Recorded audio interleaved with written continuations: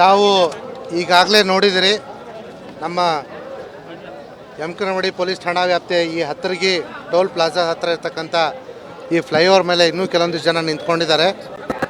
ಮತ್ತು ಕೆಳಗಡೆ ಹಲವಾರು ರೈತ ಬಾಂಧವರು ರಸ್ತೆ ತಡೆಯನ್ನು ಮಾಡ್ತಾಯಿದ್ರು.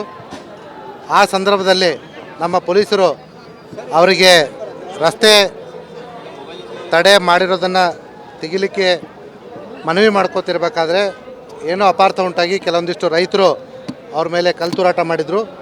ಆ ಸಂದರ್ಭದಲ್ಲಿ ನಮ್ಮ ಹಲವಾರು ಪೊಲೀಸರಿಗೆ ಗಾಯಗಳಾಗಿದ್ದಾವೆ. ಅವರಿಗೆ ಚಿಕಿತ್ಸೆಯನ್ನು ಕೂಡ ಕೊಡಿಸ್ತಾ ಇದ್ದೀವಿ.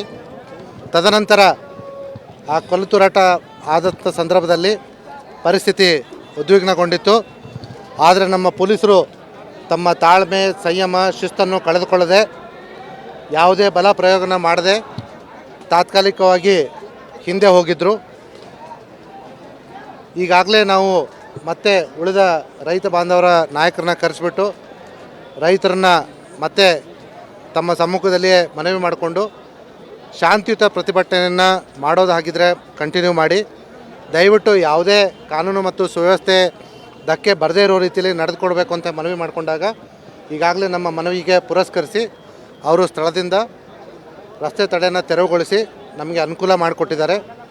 ಮುಂದಿನ ದಿನಗಳಲ್ಲೂ ಕೂಡ ತಮ್ಮ ಮೂಲಕ ನಾನು ನಮ್ಮ ರೈತ ಬಾಂಧವರಿಗೆ ಅದೇ ಮನವಿನ ಮಾಡ್ಕೋತೀನಿ. ಶಾಂತಿಯುತವಾಗಿರಲಿ ಪ್ರತಿಭಟನೆ. ಸರ್ಕಾರ, ನಮ್ಮ ಪೊಲೀಸ್ ಇಲಾಖೆ, ಜಿಲ್ಲಾಡಳಿತ ಸದಾ ನಿಮ್ಮೊಂದಿಗಿದೆ.